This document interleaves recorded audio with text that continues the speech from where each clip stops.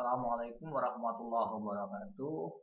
Selamat bertemu kembali di mata kuliah sistem basis data. Tidak terasa kita sudah masuk ke pertemuan 12.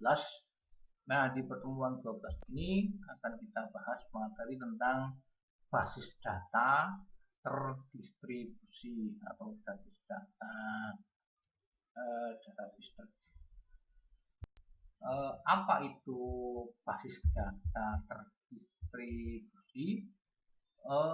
Basis data terdistribusi itu adalah kumpulan data yang digunakan bersama, yang saling terhubung secara logis tetapi tersebar secara fisik pada suatu jaringan komputer. Kumpulan data yang digunakan bersama, yang saling terhubung secara logis, tetapi tersebar secara fisik pada suatu jaringan komputer. Nah, karakteristik atau ciri-ciri database terdistribusi yaitu satu, kumpulan data yang digunakan bersama secara logis tersebar pada sejumlah komputer yang berbeda. Jadi kalau diistilahkan misalnya yang namanya BSI itu kan banyak cabangnya tuh, banyak cabang. Misalnya ada Purwokerto, ya kan ya, ada Jogja, kemudian Yogyakarta, misalnya kan ya. Yang ketiga ada Solo, yang keempat misalnya ya, misalnya Pontianak dan lainnya kan ya, dan lainnya.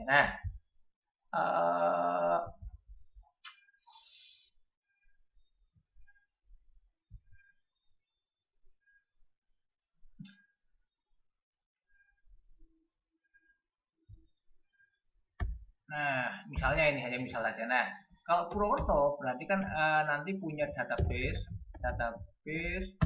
mahasiswa Purwokerto, ya kan ya, database mahasiswa Purwokerto misalnya kan ya. Kemudian di Yogyakarta itu nanti punya database mahasiswa Yogyakarta. Kemudian di Solo juga punya database mahasiswa Solo. Kemudian di Pontianak juga punya database mahasiswa Pontianak, gitu kan ya. Purwokerto itu ada database mahasiswanya. Kemudian Yogyakarta ada database-nya. Kalau ada database-nya, Pontianak juga ada database-nya. Ada servernya, ada database-nya. Nah, database-nya itu terletak di lokasi database-nya itu di Purwokerto, ya.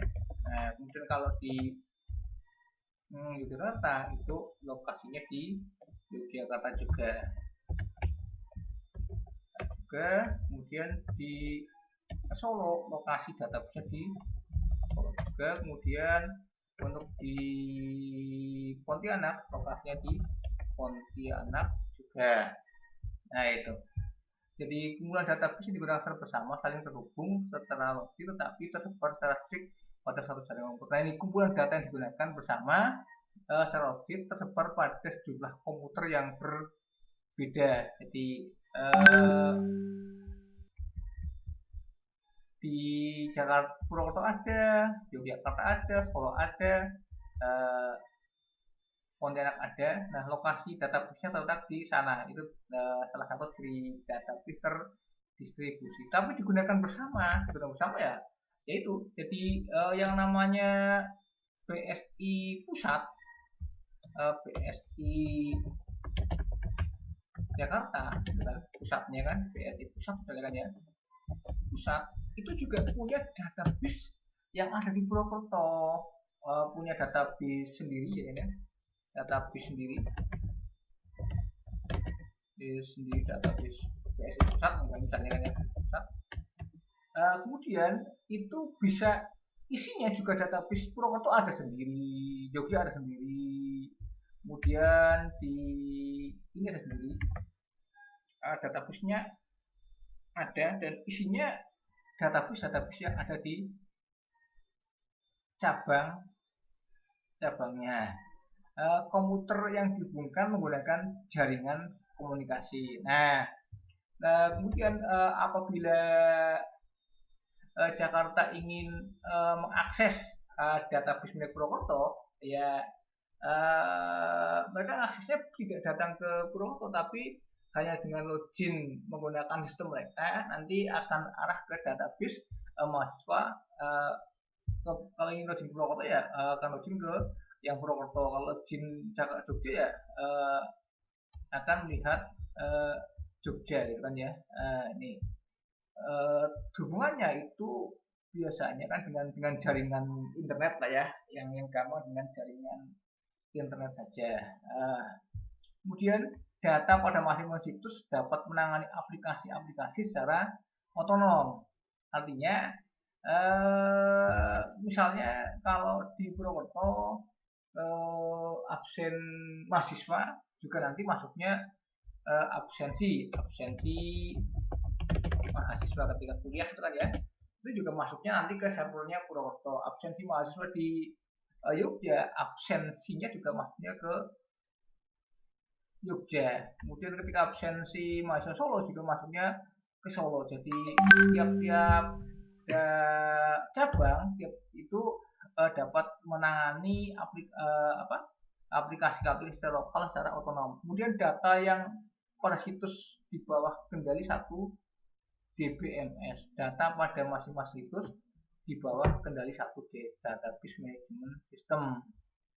Nah, kemudian database ini semuanya itu sebetulnya yang mengendalikan adalah pusatnya, kayak gitu. Kemudian yang keempat, masing-masing DBMS misalnya ini satu sistem. Kalau misalnya Purwokerto pakai MySQL, ini juga mau SQL. Kemudian yang di Solo MySQL, yang Pontianak juga mau SQL. Masing-masing DBMS berpartisipasi dalam sedikitnya satu aplikasi global. Jadi satu aplikasi global. Kalau misalnya ini di Purwokerto juga ada satu DBMS dan sebagainya. Kemudian topologi distribusi data. Bentuk-bentuk topologi distribusi data itu misalnya fully connected network. Artinya seperti ini. Kalau Purwokerto ingin mengakses database-nya Jogja, itu bisa tinggal login dari Purwokerto, nanti akan bisa mengakses database-nya Jogja. Demikian juga Jogja kalau ingin mengakses atau membuka database-nya Purwokerto, ya bisa login saja dari satu aplikasi di aplikasinya dari Jogja. Jadi semuanya bisa saling berhubungan. A bisa dengan B dengan A, itu kan saling berhubungan. Jadi yang kedua, topologi partial connected network. Jadi ada hanya beberapa saja, A, B, C, kayak semacam kelompok ya. A bisa berhubungan dengan B dengan F dan sebaliknya. Misalnya Purwokerto hanya bisa berhubungan dengan Jogja, Purwokerto dengan Jogja juga bisa berhubungan. Kemudian Solo dengan Jogja bisa, Solo dengan Purwokerto bisa. Tetapi Solo dengan Pontianak bisa, tapi Jogja dengan Pontianak tidak, Purwokerto dengan itu tidak. Jadi hanya bagian-bagian tertentu saja yang bisa berhubungan. Misalnya kan A bisa berhubungan dengan A, B, C, ini bisa berhubungan. Tapi E dengan A tidak bisa berhubungan. Jadi kalau A mau mengakses database B, E harus lewat C dulu. A mau mengakses D harus lewat C dulu, gitu kan. Kalau D itu mau berhubungan dengan B harus melewati C, harus lewati A, baru bisa berhubungan dengan B, gitu. Kemudian topologi selanjutnya, struktur network. Kalau A bisa berhubungan dengan B, B A berhubungan C, tapi B berhubungan dengan C itu harus lewat A. F itu bisa berhubungan C dengan G. Jadi F kalau mau berhubungan dengan G harus lewat C dulu. Kemudian juga F kalau mau berhubungan dengan A harus lewat C dulu. Kalau F mau berhubungan dengan B harus lewat C, harus lewat A, harus lewat B. Itu ya maksudnya tree struktur tadi. Kemudian topologi ring itu A, B, C dan sebagainya muter. Kalau A mau berhubungan dengan C bisa, tapi kalau A dengan E harus lewat A mau berhubungan dengan E bisa lewat C dulu, atau lewat B, lewat D, lewat F, lewat tergantung gitu ya. Kemudian topologi star network ya ini semuanya lewat C. A mau berhubungan dengan B, D ya lewat C gitu kan ya, dan sebagainya. Ya, kemudian keuntungannya secara alami mengikuti struktur organisasi, kemudian adanya otonomi lokal, sifatnya dapat dipakai secara bersama, peningkatan kesejahteraan, peningkatan kehandalan, peningkatan kinerja, kemudian ekonomis, pertumbuhan yang modular. Kemudian ada keuntungan atau ada kerugian. Yang pertama, karena dibutuhkan banyak komputer, otomatis hardware-nya atau membutuhkan biaya yang sangat mahal. Kemudian sangat kompleks. Kemudian kelemahan dalam hal keamanan data. Kalau misalnya satu laptop, satu server di cabang Jebluk hancur misalnya, berarti kan kehilangan data. Sulitnya menjaga keutuhan data, kurangnya standar, kemudian kurangnya pengalaman. Yang ketujuh, perancangan basis data yang sangat yang lebih kompleks dari kalau data itu tidak terdistribusi. Kemudian tadi data bisa terdistribusi, kemudian fragmentasi data. Apa itu fragmentasi data? Merupakan sebuah proses pembagian atau pemetaan database, di mana database dipecah-pecah berdasarkan kolom dan baris yang kemudian disimpan dalam site yang atau unit komputer yang berbeda dalam suatu jaringan data, sehingga memungkinkan untuk pengambilan keputusan terhadap data yang terbagi. Kemudian fragmentasi data merupakan langkah yang diambil untuk menyebarkan data dalam basis data terdistribusi. Alasan diperlukannya fragmentasi yaitu satu, penggunaan, yang kedua itu keefisienan atau efisiensi, kemudian yang ketiga itu paralesisme, yang keempat keamanan. Beberapa peraturan yang harus didefinisikan ketika mendefinisikan fragmen. Satu, kondisinya lengkap. Dua, itu rekonstruksi. Yang ketiga itu disjoint. Kondisi lengkap maksudnya sebuah data yang masih dalam bagian dari relasi utama, maka data harus berada dalam satu fragmen. Ketika ada relasi, pembagian datanya harus menjadi satu kesatuan dengan relasinya. Yang kedua, rekonstruksi, yaitu sebuah relasi asli dapat dibuat kembali atau digabungkan kembali dari sebuah fragmen. Ketika telah terpecah-pecah atau dipecah-pecah dalam data, masih memungkinkan untuk digabungkan kembali dengan tidak mengubah struktur datanya. Kemudian disjoint, data di dalam fragmen tidak boleh diikutkan dalam fragmen lain agar tidak terjadi redundansi, kecuali untuk atribut primary key dalam fragmentasi vertikal. Keuntungannya, kerugian fragmentasi, kinerja yang dapat turun karena data tersebar dan proses untuk penggabungan kembali. Yang kedua, integritas yang dapat terganggu dikarenakan kegagalan pada salah satu site database server. Kemudian jenis-jenis fragmentasi ada 3, fragmentasi horizontal, 2 fragmentasi vertikal, 3 fragmentasi campuran. Horizontal itu dari tapel, dari fragmen global yang kemudian dipecah-pecah atau disekat menjadi beberapa subset. Yang kedua, membagi atribut-atribut dari fragmen yang tersedia menjadi beberapa blok. Yang ketiga, cara yang sederhana untuk membangun fragmentasi campuran atau menggunakan fragmentasi horizontal pada fragmentasi vertikal. Yang kedua, menggunakan fragmentasi vertikal pada fragmentasi horizontal. Contoh fragmentasi ini ada database tabel namanya ujian, ada NIM, nama mahasiswa, kode mata kuliah, nilai akhir, kemudian grade 1, 2, 3, Fati dan sebagainya.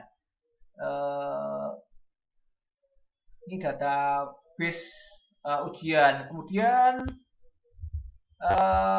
kalau di horizontalkan, ini kan ada mata kuliah ini. Misalnya dihorizontalkan berdasarkan mata kuliahnya, berarti kan kalau ujian berdasarkan basis data, mata kuliah basis data, berarti kan nanti hanya ada Fati, kemudian Sarah, Salsabila gitu ya. Berarti kan ada select all from ujian, di mana mata kuliahnya basis data itu hanya ada 3. Kemudian berdasarkan bila diambil berdasarkan mata kuliah perancangan sistem itu ada 2. Kalau berdasarkan visual basic ada 2 juga. Kemudian fragmentasi vertikal. Fragmen di atas menunjukkan posisi jika nama mahasiswa dan mata kuliah adalah hal yang memenuhi syarat fragmentasi vertikal berdasarkan dekomposisinya dengan menambahkan tabel ID. Misalnya ini Fati, Farah dan sebagainya, ini nama. Kemudian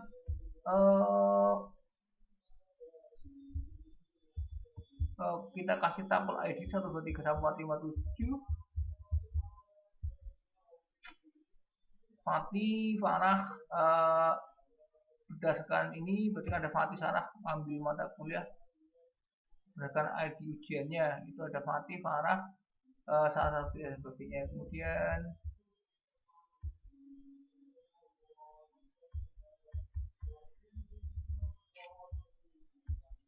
Kemudian fragmentasi campuran, ada relasi mata kuliah yang sama. Misalnya Fati basis data, Sarah basis data. Kemudian ini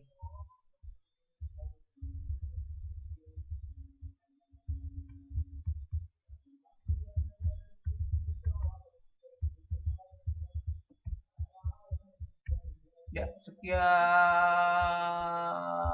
dulu untuk penjelasan tentang basis data terdistribusi. Assalamualaikum warahmatullahi wabarakatuh.